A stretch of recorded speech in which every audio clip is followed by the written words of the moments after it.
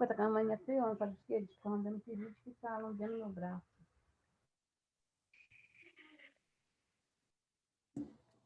Aí quer dar iPhone pra Laura. Que ela tem que aprender, tem que ser.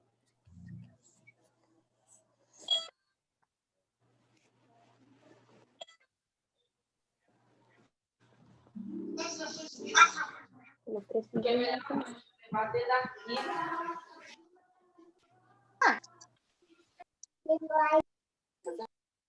No notebook para você, 600 pontos. Aquele ali foi 900. Não, tu faz. Não, mas se for pra comprar, eu vou comprar um melhorzinho, pelo menos. Vou comprar menos uma marca que dê pra mexer melhor. Porque esse realmente é um pouquinho ruimzinho. A gente perde uma dor de cabeça, uma paciência com ele.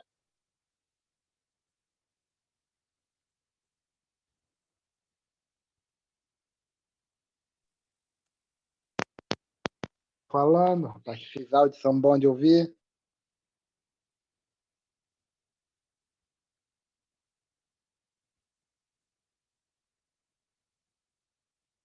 Gente, cadê a professora?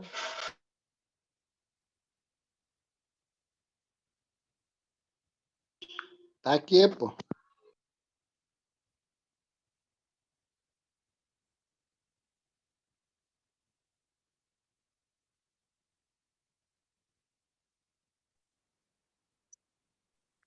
Professora, não dá pra te ouvir, não.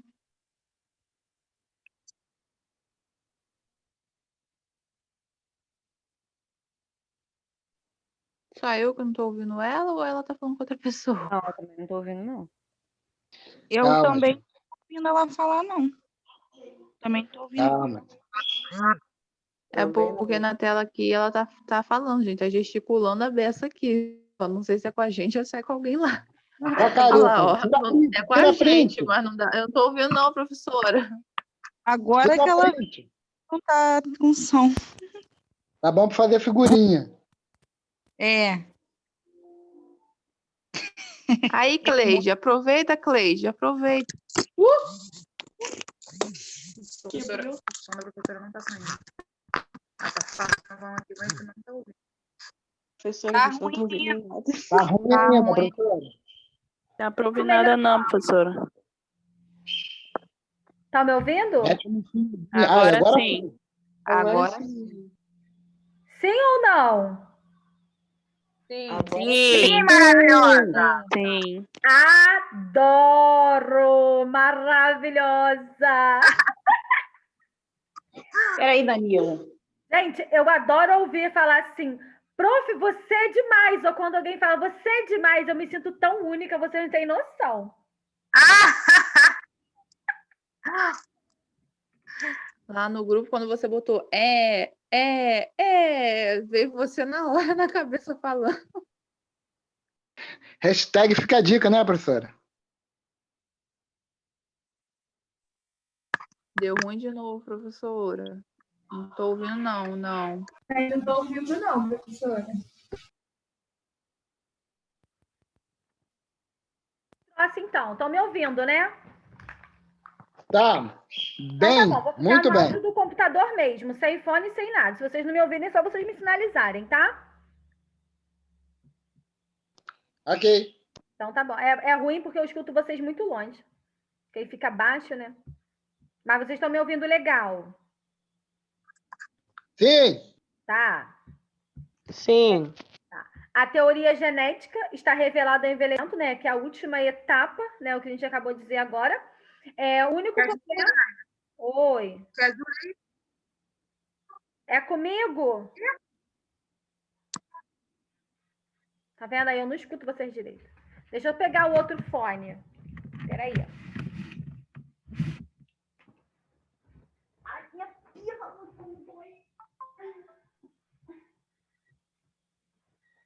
Eu sempre esqueço a merda do microfone ligado, mas que merda.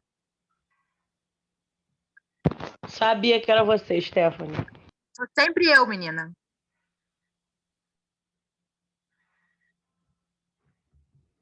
Tomara que você não demore com a nova professora, né, Stephanie? Não, em nome de Jesus, não vou dar, não. Vocês vão gostar dela. Ela é muito gente boa, animada igual eu. Vocês vão gostar. Velho tem que chamar de idoso. E mulher, tem que chamar de quê? Eliezer, é pena que eu não posso reproduzir o que eu pensei aqui.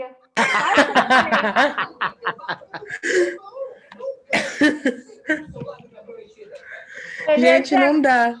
Esse povo não é normal, não. Oi? O povo dessa turma não é normal, não, gente. Só o Eliezer mesmo, né? Fábulas de Eliezer. Povo tudo especial.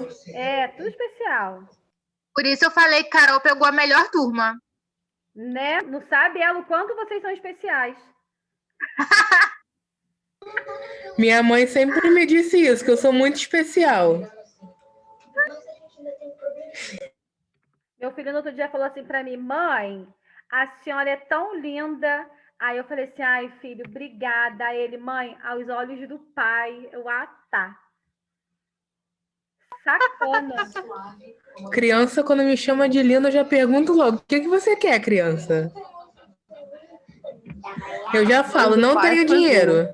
É, exatamente. Vocês estão me ouvindo agora? Oi, criança. Tá tão longe. E agora? Tá vendo? Agora tá perfeito. Ah, show? Então vamos lá. É porque eu com fone eu consigo ouvir vocês melhor do que só no computador. Professora, tá muito longe a tua voz. Ai, caralho. Vou botar um fininho aqui. Vê se melhorou. Agora sim. Não, aqui não. Aí, então é o seu telefone. Tá muito baixo, professora. Menina, mas o negócio tá quase saindo da minha boca. Deu uma melhorada, mas ainda tá baixo. Peraí, deixa eu só encolher esse negócio aqui, então, assim. Vocês vão tirar print de mim, né? Puta que pariu. Tô com som aquele cateter óculos aqui, ó. Que ele fica aqui embaixo. Vê se melhorou. Melhorou. Então vamos lá. Só desativarem os áudios, né? Hã? Só desativarem os áudios. Agora, bebê, eu vou desativar agora. Peraí. Já até silenciaram, tá vendo? Vocês são tão gente boa, gente tão obediente, show de bola. Então vamos lá. Teoria da síntese. Mentira. Teoria do erro da síntese proteica. O envelhecimento. Não, mentira, falta falar ainda da genética. A gente consegue identificar, né, relacionado à genética, que algumas pessoas, né, algum idoso ou idosa, acaba apresentando ter muito mais idade, né, do que aparenta ter, mas isso é de acordo, né, com a sua vida, né, o que ela fez lá atrás. Então, muitas das vezes, né, tem idoso que tem 60 anos, e outro tem 60 anos, mas o que ela fez, né, o que ela passou para poder chegar até os seus 60 anos. Então, isso muitas das vezes é realmente a genética, tá? Então, vai muito de acordo, né, com o estilo de vida que acabou sendo feito, né, no decorrer de toda a sua vida, tá? Teoria do erro da síntese proteica é o envelhecimento, que deve ser a morte das células epiteliais, né? Esta teoria justifica os erros dos níveis da síntese proteica, impedindo a formação e a função do processo, deste processo. O envelhecimento resulta na ruptura, né, de um nível da cadeia do DNA, impedindo as células de produzir as proteínas necessárias e até a sua sobrevivência. Então, são as reposições, né, que acabam sendo feitas aí no início, quando a gente vai chegando aí a uma determinada idade. Nós, mulheres, né, que é o que vocês vão pegar aí um pouquinho já no final aí, né, relacionado ao hormônio, né, muitas das vezes tem algumas mulheres que fazem a cistectomia, né, que é a retirada de tudo, né, ou faz a parcial, porque precisa deixar um ladinho da trompa para poder ter essa produção hormonal, né, porque vai chegar aí a menopausa e ela precisa fazer essa reposição. Então, vai ser o estilo de vida, né, o que está sendo feito, tá?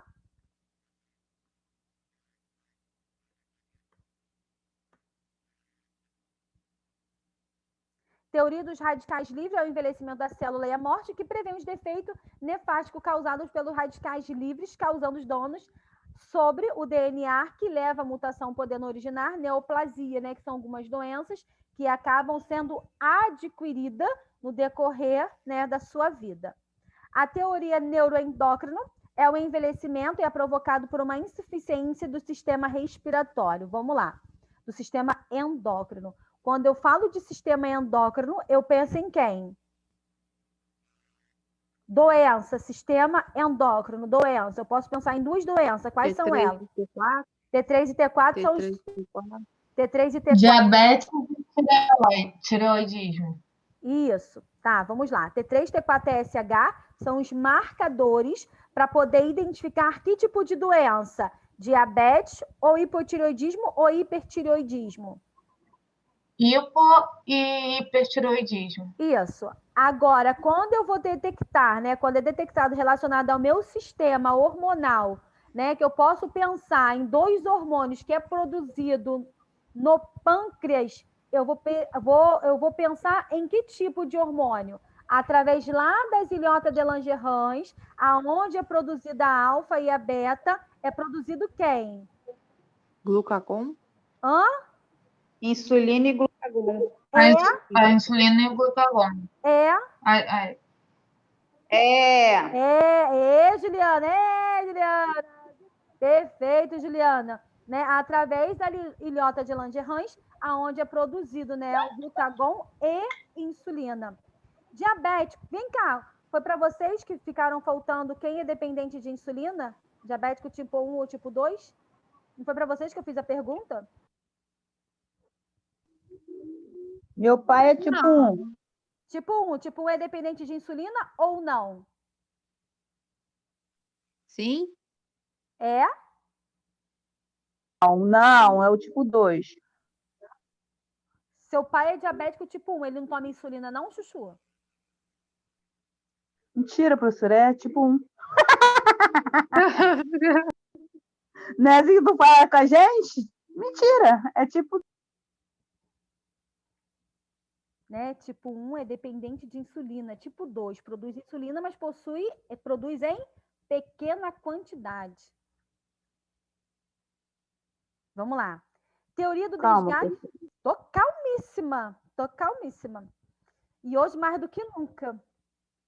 Teoria do desgaste. O organismo humano ele é compatível com a máquina. Quanto mais se usam as peças, mais parte se desgaste, né? Com o tempo. Eu acabei de explicar lá, quando eu falo dos radicais livres, tá? Este desgaste explica as anomalias que levam, né, à paragem do mecanismo celular. Então, isso vai decorrer tudo do que esse idoso fez, né, em toda a sua vida até chegar aí, né, à fase idosa. Né, Stephanie? De idoso, gente. Idoso, prestem atenção. Isso. Oi. 90 já passou de idoso, né? Oi? 90 anos já passou de idoso, né? E ele é o quê? Ancião? É ancião.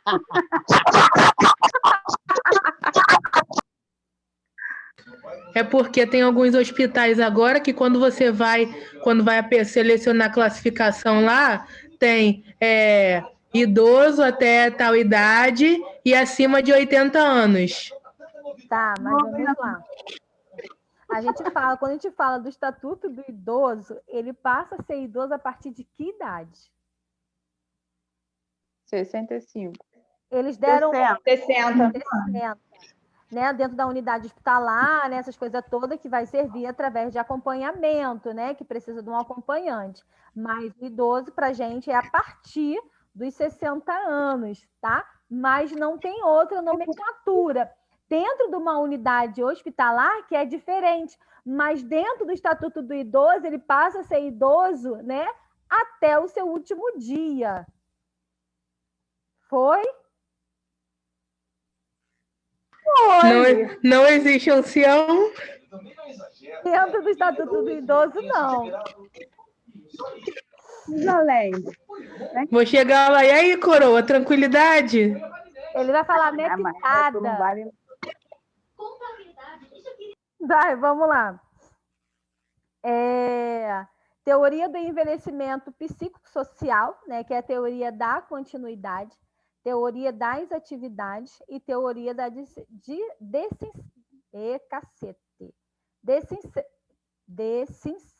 não vai sair, ó. Quem lê aí? Desinserção.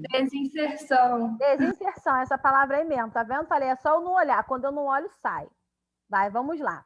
Teoria da continuidade nada mais é que a continuidade que afirma do envelhecimento, é uma parte da integrante funcional do ciclo de vida. O indivíduo idoso tem a possibilidade de manter, né, todos os seus hábitos de vida, de preferência, as suas experiências e compromisso, né, constituído durante toda a sua vida. Então, foi o que eu falei para vocês, é quando o idoso, muitas das vezes, é a instituição, né, que ele atua, né, que ele trabalha, ele permanece ainda atuando as suas atividades.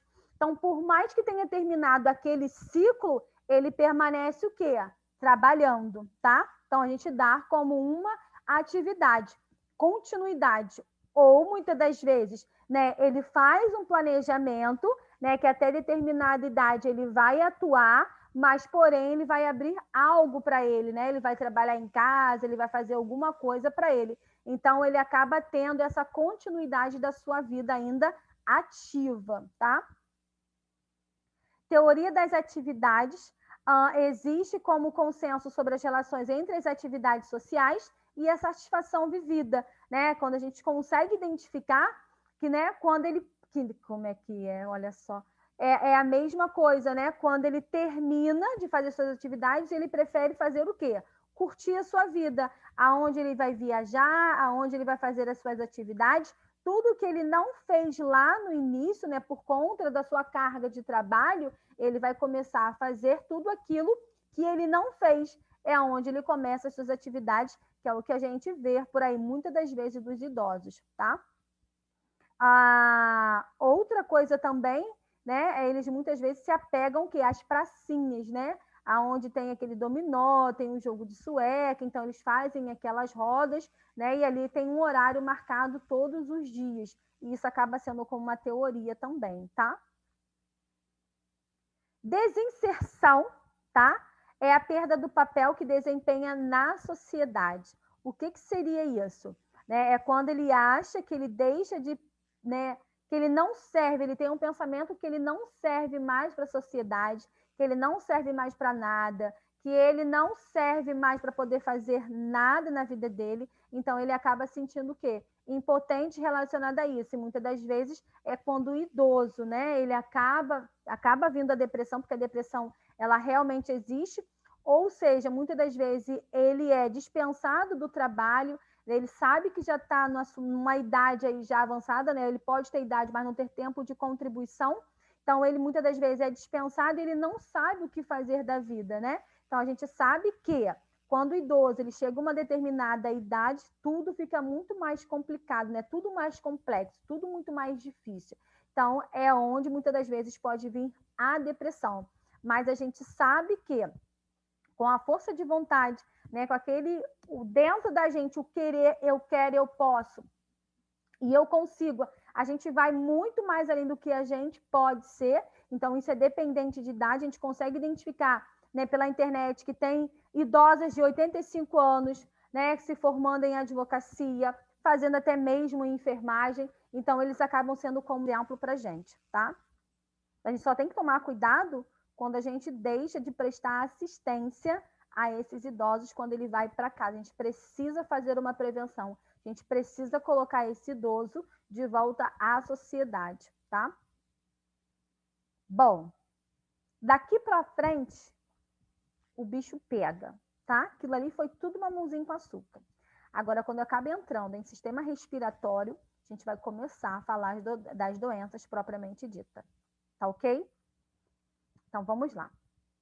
Então, eu começo... Socorro, Deus! É isso aí mesmo.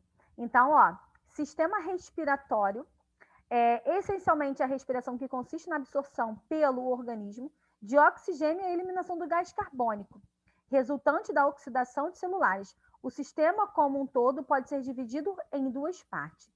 Quais são essas duas partes que estão dividindo o sistema respiratório? E quem faz parte, né, dessa porção, né, dessa divisão? Aonde eu tenho a porção que é a condução e eu tenho a porção respiração. Para a gente poder estar conseguindo fazer essa troca gasosa eficaz, aonde a hematose é feita lá nos meus alvéolos pulmonares, eu preciso de alguns órgãos essenciais para poder estar fazendo essa condução, né? É o que vai levar até o meu pulmão para eu poder conseguir fazer a hematose e oxigenar todo o meu corpo. Bom, são divididas em duas partes. Porção de condução. Quem faz parte? Bronquíolos, traqueia, laringe, faringe e cavidade nasal. A cavidade nasal é por onde a gente faz a inspiração e a expiração. Eu estou respirando, então eu estou conseguindo fazer uma troca gasosa eficaz. Opa, porção da respiração. Por que só o pulmão? Porque lá no pulmão é onde é feito o quê? A hematose, né? Faz a hematose. Quando faz a hematose, o meu sangue ele passa a ser oxigenado ou não oxigenado? Oxigenado. E depois que ele é oxigenado, feita a hematose, ele vai para onde? Para onde é que esse sangue, né, cheio de oxigênio vai? Para o corpo. Para os pulmões. Não, pulmão não. No pulmão ele já... Para o corpo. Isso.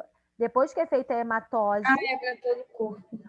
Depois que ele é feita a hematose, todo o nosso corpo, ele é o quê? Oxigenado. Sangue é distribuído pelo corpo. Exatamente isso. Pode desativar aqui. Maiara e Verônica, o áudio de vocês, tá? Vamos lá. Conseguiram entender? Sistema respiratório, ele é dividido em porção de condução e porção respiratória. Na minha porção de condução, eu tenho cavidade nasal, tenho laringe, tenho faringe, tenho traqueia e tenho meus bronquíolos. Lá na minha cavidade respiratória, eu tenho os pulmões, que é onde é feita a hematose, pequena e grande circulação, aonde faz a hematose nos meus alvéolos pulmonares e manda sangue para todo o meu corpo, rico em oxigênio.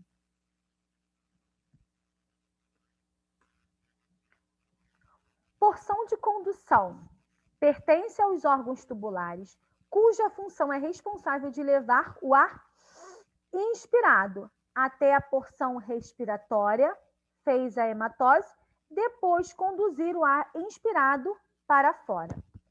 Respiração é o processo da conversão das ligações químicas de moléculas reais em energia que passa a ser usada por um processo vitais. Então, o que seria essa respiração? É o que a gente está fazendo aqui agora, é a conversão da inspiração para a expiração, aonde a gente leva, né, através dos batimentos cardíacos, aí para a gente poder conseguir estar respirando normal. Então, a minha troca gasosa, né, ela está o quê? Ela está eficaz. Ventilação é o processo de mover as fases para dentro e para fora dos meus pulmões. Para dentro e para fora, que é a expiração. Quem faz parte das vias aéreas superiores? VAS significa vias aéreas superiores. Então, eu tenho, né? Lembrando que a gente tem a parte superior e temos a parte inferior, tá? Então, vamos lá. Parte superior que eu tenho: nariz externo, nariz interno, vestíbulo nasal, faringe, laringe e parte superior da minha traqueia. Vias aéreas inferiores. Eu tenho a traqueia, brônquios principais, né? Os bronquíolos, que são os segmentos que são lá, aqueles finalzinhos, que são as ramificações, tá? Brônquios, ductos alveolares, bronquíolos, alvéolos, pulmão e própria pulmão, né, que é o propriamente dito. A gente sabe que ele é o interno, é aonde ele faz o quê? A troca gasosa. Dentro do meu sistema respiratório, é dividido em porção de condução e porção de respiração. Quando eu falo da minha porção de condução, eu estou explicando para vocês como é que é feito o processo da respiração, como é feito o processo da minha ventilação, que é isso que a gente está fazendo aqui agora, respirando espontaneamente aí, em ar ambiente a 21%. Quem faz parte, né, quando eu falo do sistema respiratório, quem é que faz parte das minhas vias aéreas superiores e quem faz parte das minhas vias aéreas inferiores. IPC é importante pra caralho, tá bom? Começou quente. Conseguiram entender esse início? Mais ou menos, professora, vou ser franca.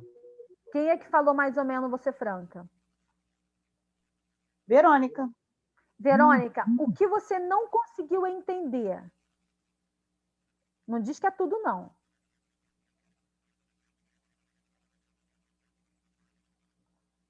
Eu preciso que você fale o que você não entendeu para eu poder tentar te ajudar, porque senão a graça vai passar e tu vai perder. Professora, essa parte do VAS e do VAI ficou meio confuso. Então, vamos lá. Eu tenho a parte VAS, vias aéreas superiores. Quem é que faz parte das minhas vias aéreas superiores? Nariz externo e interno. Vestíbulo nasal, né? Por que a gente acaba utilizando como essa aqui? Porque a gente acaba utilizando como entrada e saída. Só que eu não preciso só da minha parte superior para poder fazer uma troca gasosa. Eu preciso de outros órgãos para poder estar me fortalecendo, ajudando, para eu poder conseguir fazer essa troca gasosa eficaz.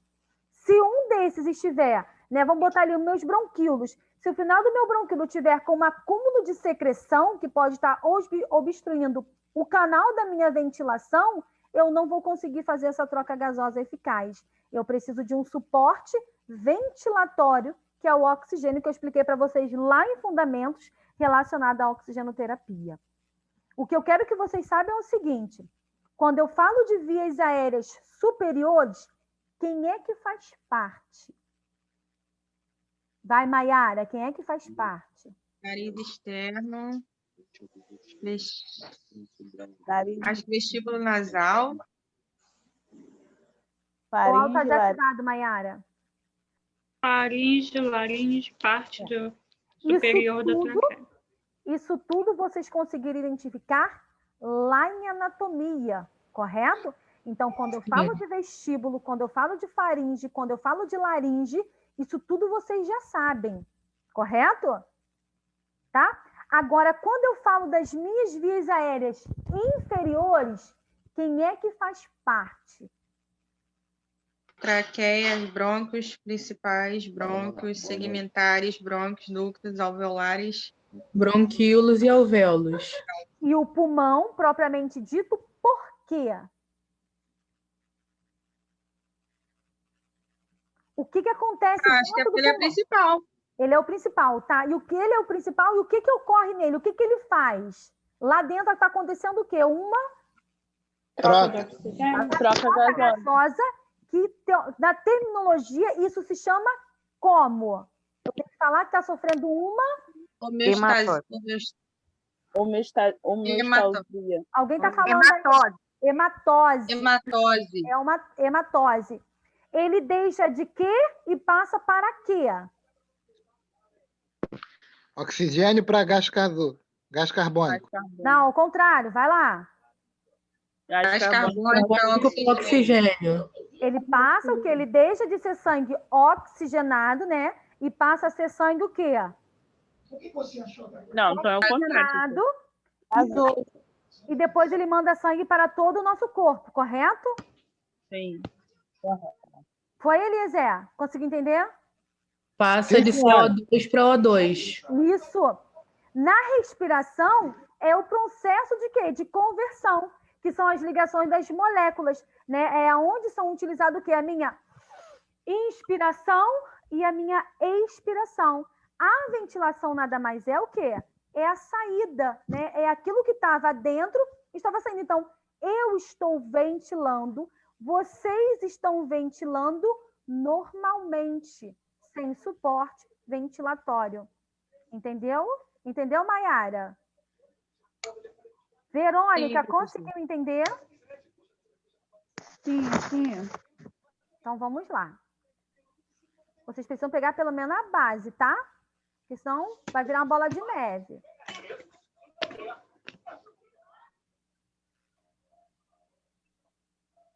Então, vamos lá. Dentro do meu sistema respiratório, existem algumas doenças, né? Algumas doenças não, alguns fatores que vão levar, né, a ter essa dificuldade na troca gasosa. Então, dentro do meu sistema respiratório, o que pode levar, né, as causas por eu não estar conseguindo, ou o paciente não está conseguindo ventilar, né, o que ele não pode estar conseguindo fazer a sua troca gasosa eficaz. Uma delas é o fumo, alergia provocada por substância, tanto química ou ácaros, né? Então, são diversos fatores que podem te levar a ter uma alergia, né? A poeira, né? Fungos, né? Coisa química. Então, isso tudo vai interferir. Infecções por vírus, tá? A gente pode ter aí no sistema respiratório uma pneumonia viral, tá? Sem problema nenhum. Respiração em ambientes fluidos estão sempre uma das principais causas, né, das doenças. Então, quem trabalha fora, né, relacionado às poluições, aí, então, não tem jeito. Nas grandes cidades, essas doenças estão cada vez mais comuns, principalmente em questão de poluição de ar. Como da nossa cidade, assim, fora, né, que é muito mais por conta da poluição que pode aí ter aí esse seu sistema respiratório debilitado. É que no Brasil mesmo, um grande índice de carro, vamos botar assim, prédios, onde não tem nada, aqui pertinho. Muito bem. São Paulo. Muito bem, obrigada. Falamos junto. Excelente.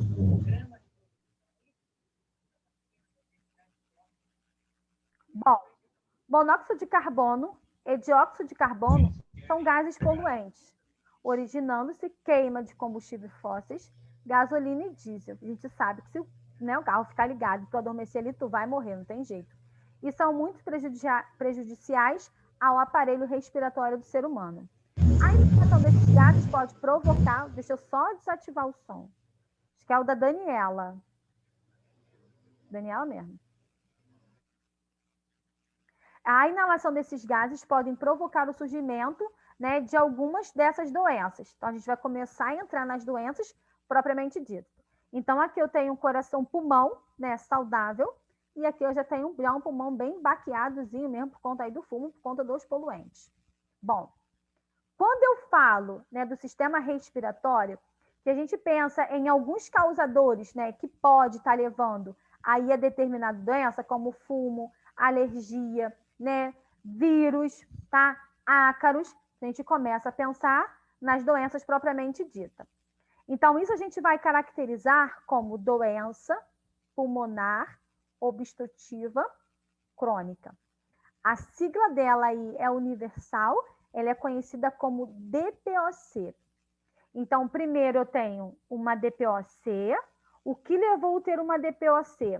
Quais são os fatores que levaram a ter uma obstrução, né, nos canais aí respiratórios, tá? Fumo, né, pessoas que trabalham com química. Então, isso eu tenho uma DPOC, tá obstruindo os canais, que foram alguns fatores. Caracteriza por sinal de sintoma respiratório associado a uma obstrução crônica das vias inferiores, que vocês sabem muito bem, quem já faz parte das vias inferiores, geralmente em decorrência das exposições inalatórias prolongadas ou gases irritantes. O tabagismo é a principal causa. O substrato fisiopatológico da DPOC, doença pulmonar obstrutiva crônica, envolve bronquite crônica e enfisema pulmonar, o qual geralmente ocorre em forma simultânea, com variáveis graus de comprometimento relativo ao seu indivíduo. É assim, ó, os fatores que me levaram a ter a DPOC, doença pulmonar obstrutiva crônica.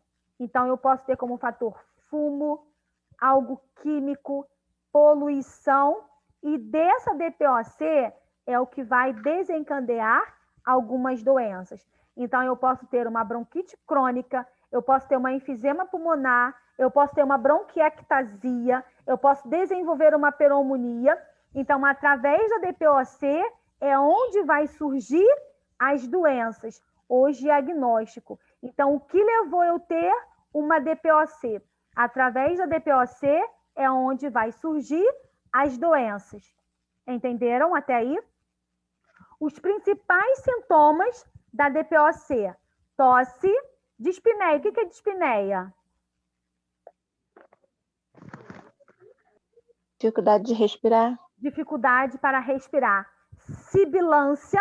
Sibilância nada mais é que pode ser ronco, pode ser sibilos, pode ser estertores.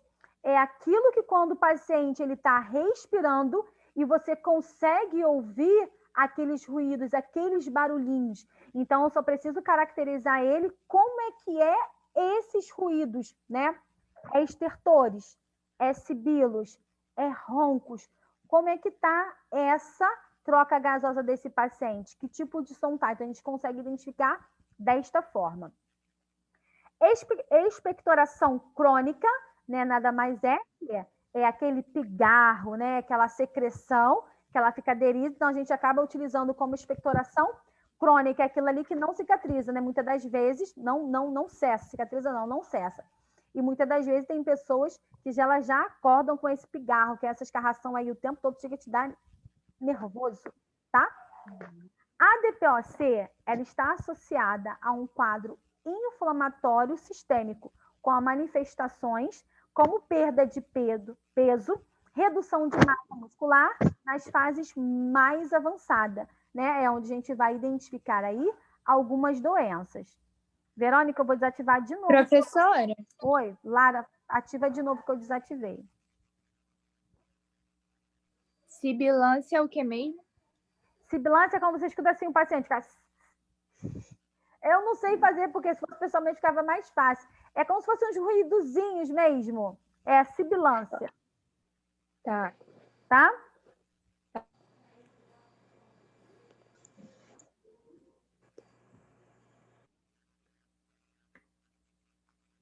Diagnóstico para poder estar, né, diagnosticando a DPOC. Então, vamos lá. Aldeneide, o que seria o que leva uma DPOC?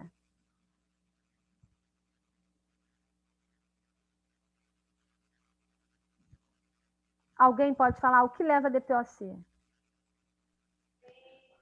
O uso excessivo de tabagismo, ficar exposto a produtos químicos, etc. Não.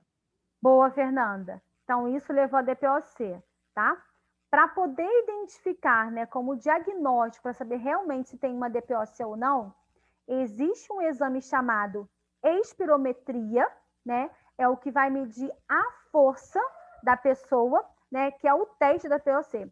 Então, o que é feito, né, como diagnóstico? Né? Bom, o meu paciente, o que levou ele ter essa DPOC, essa obstrução nas vias aéreas inferiores, fumo, né, que é o tabagismo, as alergias, né, exposto aí, né, às poluições.